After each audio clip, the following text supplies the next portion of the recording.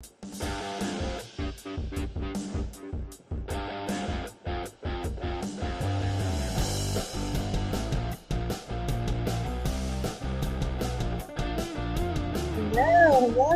Good morning, everyone. We are excited to be back with another episode of Cut the Shit, Cue the Genius. Today, we have an amazing guest with us, and we have a fun topic as always. We're missing our fearless partner, Dahlia, today, as she has a big launch, which is very exciting. But happy Thursday. Disclaimer, got my little kids in the background, so hopefully they won't be too loud today. But today we are talking about venues in particular. I think we're going to focus a lot on convention centers, and there's so many things that go into this topic. Michelle, I want to bring you in, and Ksenia, I want to wave and welcome you and thank you for joining us, especially today on this topic. We want to have you as our lifeline to kind of talk about this topic a little bit more. But Michelle, do you want to kind of like frame, because there's so many things with venues that we could be talking about. So where do you want to start? So we'll start with a post that I saw on LinkedIn from one of our geniuses that has joined us in the past about her first trip back to a convention center after COVID. And she went to plug in her device to charge it, and there were very few plugs to begin with. And then the plugs that the convention center had were situated underneath a shelf, so her device plug wouldn't even fit in the plug. So it raises the question of, we know that convention centers are constantly pushed to evolve with attendees, with their, organizer clients. And I think post COVID, people have a different mindset, and that mindset is they have to blend work with attendance. So our convention centers and other types of venues prepared for the needs of the returning attendee, because we've been living in a different world before this. So we brought in our friend, our genius, Ksenia Pola. Pola, is that how to pronounce it? Who is the head of ICA North America. And maybe, Ksenia, you can talk about what ICA is really quick. But the first question we're going to have for you is, are convention centers in general, from a design perspective, thinking about the returning workforce and how we have to blend work with conferences and meeting those needs in particular? And then we can move on to our other requests from facilities. So what do you think? Thank you, Michelle and Liz, for having me. And as you said, I am the regional director for ICA North America, and ICA stands for the International Congress and Convention Association. And our members are global, and among all the different sectors, we have the convention centers as one of our member groups.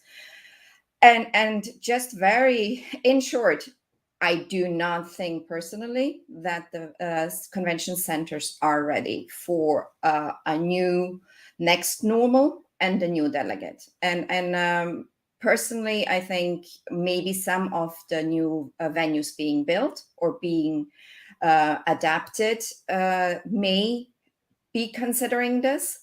But currently, as you know, that's my pet peeve. When I'm at a convention center as well, there's so much space, but there is really no space for people to just sit and have a comfy seating for a small meeting. Or, as you said, you see people hanging on walls because they are charging their phone. And a lot of it has been put on the meeting planner to bring in chargers and stations, and I think it is also a little bit of a combination of past practices where it was up to the planner to provide that through sponsored lounges or computer stations or internet cafes. And I think it's a learning curve for both the venue as well as the meeting organizer. What is the new audience? What is the new delegate really needing? And I think it will be a change of mindset, and which will be driven by the delegate. So we really will have to have mechanisms in place where the delegates will be able to really share what do they need to in this new world. Because, the irony is what we talk about a lot in in-person events is this idea of serendipity.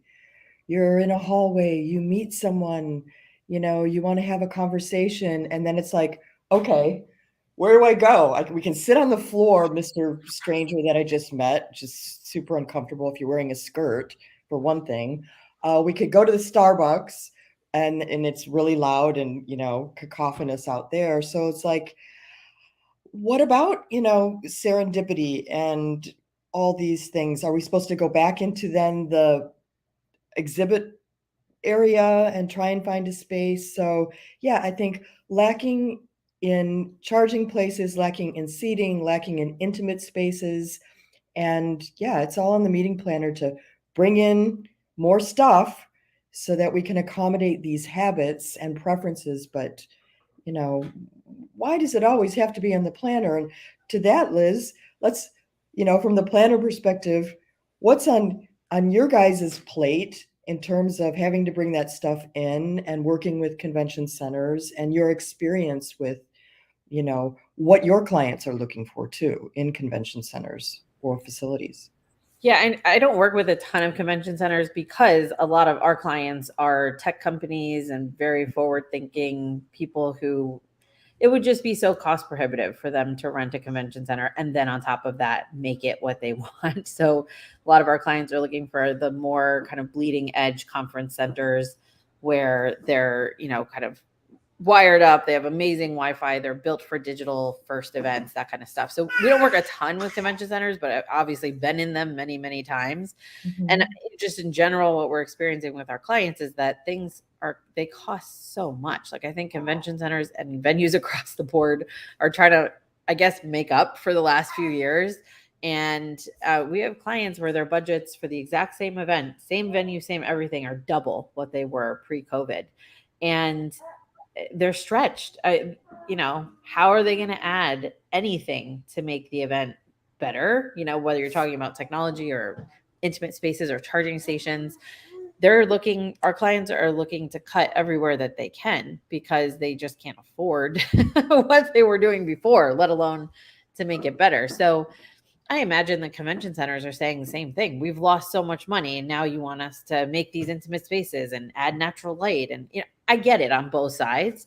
But, we have to cut the shit a little bit too, that this is not a new thing. It's not like employees are suddenly working and attending conferences. They've been doing that for a decade plus. But convention centers have been very slow to adapt. They really, I feel like the big things we used to hear about were like, they're coming out with windows. The new ones have windows. It's like, that's, I guess, the standard. And I don't really know why that is. I guess it's easier for them to. Joe Floyd says, isn't a convention center a bit like a warehouse with AC? Beyond room dividers, how much is provided in fixed location before it inhibits planner creativity? Which is a good point too. If they have all of this stuff built in, maybe then it leaves less room for the planners. I don't know. What do you think about that, Ksenia? Oh, that is such a complex topic. We are talking about convention centers, but what really boggles my mind is how unprepared the hotels themselves were to innovate, because they are in the best position to offer those workplaces from home and change their business models and make those hotel rooms a little bit more like apartments. And if somebody is attending a conference, they may want to stay, especially the young delegates, they may want to stay in that destination for another 3 months and do some more research, continue some more peer networking with the local community where they are currently present. So I think it's not only the convention centers. I think it's the entire ecosystem, all the different stakeholders which need to change what their business models are. And I think Liz, you make a good point. It is really difficult to change everything because the financial business models for most of those venues is private public properties. A lot of them are open to the public. So if they would have all those spaces, all those plugs, you would suddenly see the entire community when there is no conference coming in and hanging out. So maybe that is a new way for convention centers to really integrate with their local communities when there is not an event going on. It is probably a debate which is more for people in the convention business to really talk and get together with planners and bring in the audience as well to have a proper brainstorm. Where is the future of conventions going? So, you know who is capitalizing on this new culture is Airbnb. So they're the ones that understand that a living space is also a working space. And it's interesting that yet again, we can't really adapt to that new vibe. But Liz, you were telling me an interesting story about your venue partner and how they've sort of changed what they're doing inside the venue. Maybe talk about that a little, because that could be inspirational for even larger facilities. Yeah, I mean, to Ksenia's point, I think you have to think about the business model. So Convene is a venue that we just really like. We're not officially partnered with them, but they, I was telling Michelle about them because they have their very forward-thinking meeting space. They were doing kind of the all-inclusive price long before I saw a lot of other venues starting to shift to that, where your technology, your food, everything is in the price. It's very clear, and you're not surprised, like, oh, our AV bill is another 50% of the cost or whatever it might be. So they were doing that kind of stuff. Right before the pandemic, they started integrating like almost like a co-working type membership. So they were creating some of their spaces where it's event space, but then there's set dedicated workspace where they can bring in, monthly revenue from small businesses and different organizations to use that as their working space. And obviously those are in the same building, so they kind of feed each other. So if people wanted to get away and use a conference room, that's available. It exists. It's not necessarily part of the event space, but they're all in the same floor. They're very accessible within the same building. They also, with the pandemic, then they rolled out their own like virtual platform with streaming services built in, which made sense because a lot of them had the good technology. So it was easy to kind of like stream from their locations. And they were even turning some of their spaces into streaming studios so that it wasn't necessarily meant for an audience, but you could easily rent those out to have your speakers present virtually or for hybrid work that you're doing. We did actually, Dahlia and a few of us back in the day did Control Alt Delete, which was a hybrid event back in the day. And we partnered with Convene. And already back then, which I think that was like 2016 or something, it was already very easy to do a hybrid event at their space. So now that they've done all these innovative things, and I mean, I don't know their financials, but I would imagine it's better for their books to have all these different revenue streams coming in using the space in creative ways, which then gives the planner flexibility. If you want straight conference space, you can get it. But if you want all these other perks and things, it's there, which I think is very smart. So, Ksenia, how are spaces designing? Where are they getting their inspiration? How do they go about making these kinds of updates and decisions?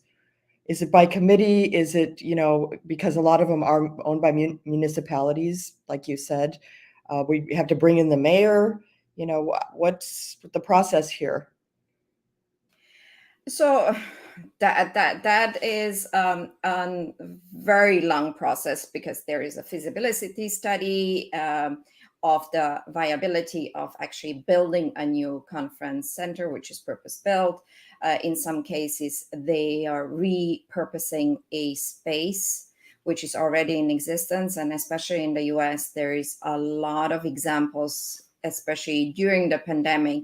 A lot of galleries and museums have repurposed their spaces where they are not only providing art and exhibits and entertainment and content, but are packaging this also now, becoming much more competitive for actual custom built venues. But just to give you an example, when there is a private management of a convention center, it probably can also work much quicker. Or when there are visionaries heading a convention center, then they bring in that innovation. And one of the venues which I really love to point out is the Montreal Convention Center, where they have built an immersion studio, which is an exhibit changing, which the public living in Montreal can buy tickets to. But not only that, to Liz's point about all those creative elements, they have opened up parts of their venue for startup companies offering creative solutions, which are there for meeting planners, whether you want to have something in terms of tastes connected to your meeting, something with scents, something with wellness and yoga. So all those startups are there year round. The venue is getting revenue from that. People from the outside, the local community, can make use of those, but it offers a new element for the meeting planner when it comes to creativity, making their own events more humane. So I think it is when you have some great visionaries, and when you have the support of local government, those two have to go hand in hand to really tap into that innovative approach. So I want to acknowledge Lindsay, who was the person who posted on LinkedIn. Thank you, Lindsay, for joining us this morning as a genius and also giving us this great idea. But, something you said, Ksenia, really makes me think about, really the only sort of space that convention centers usually rent out is to restaurants, FedEx, you need a business center, and I don't know if there's any, probably like a coffee shop, like a Starbucks.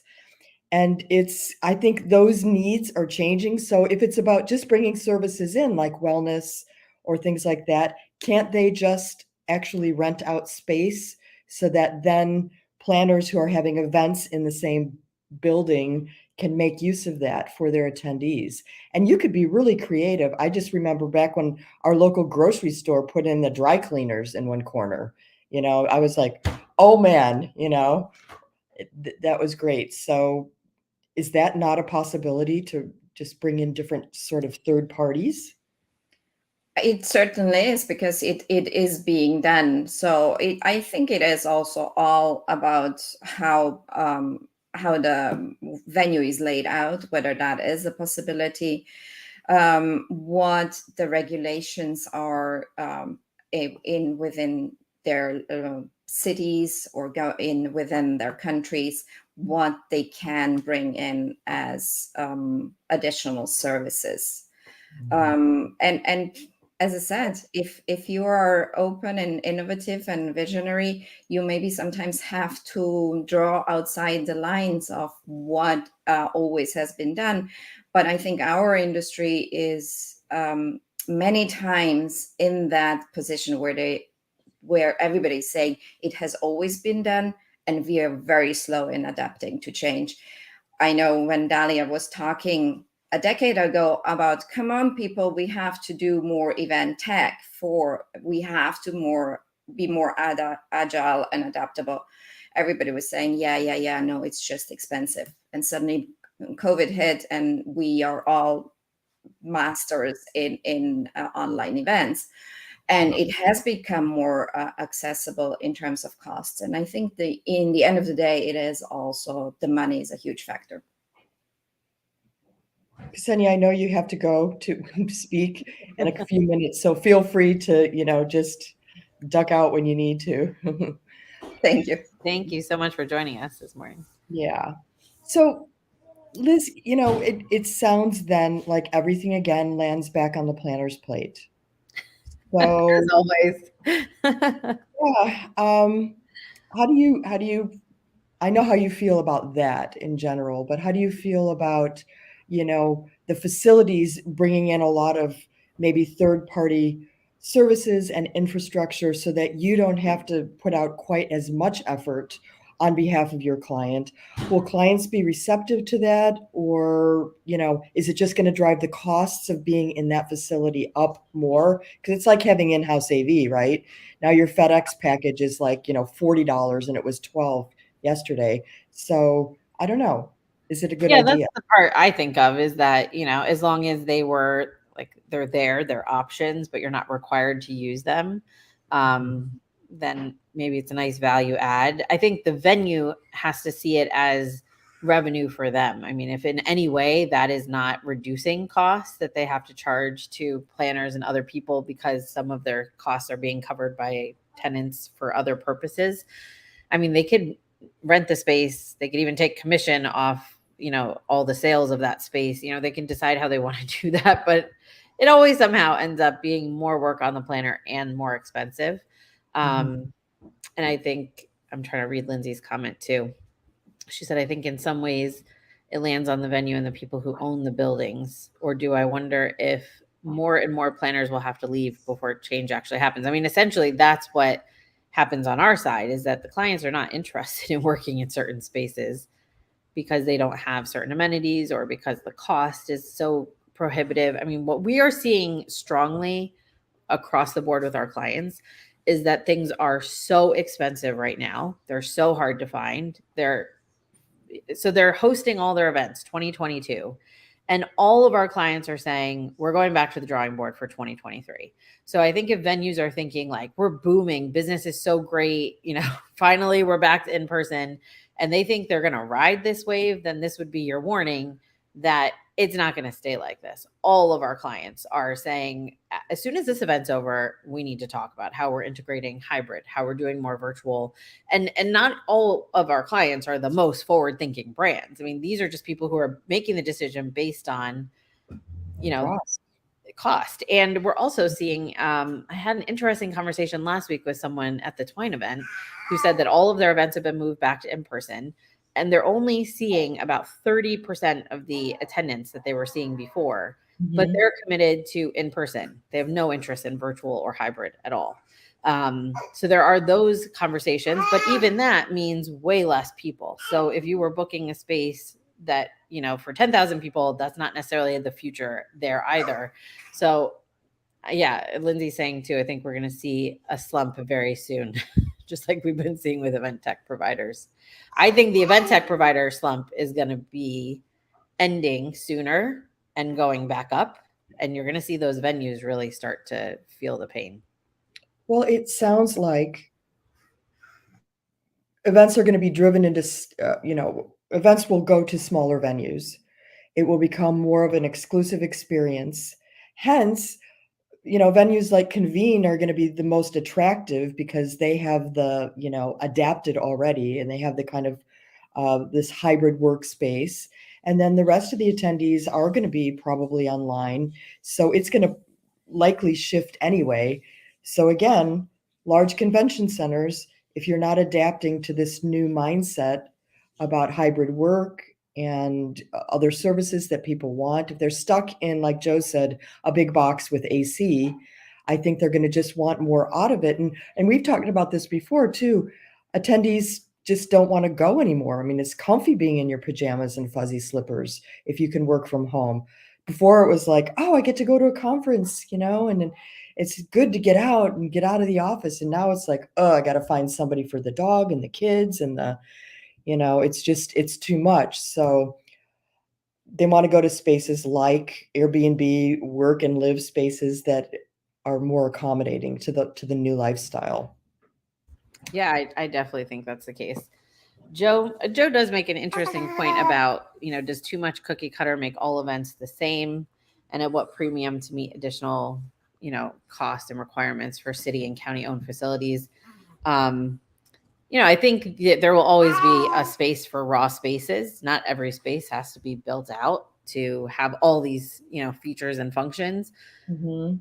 So I don't think convention centers are going to go away. I mean, people who have exhibits for 5,000 people, they're not going to move to a tiny little convenient venue that seats 300. There's no way they're going to do that. But it's about thinking about what additional services that you can offer to attract that audience, and keep that audience engaged and using.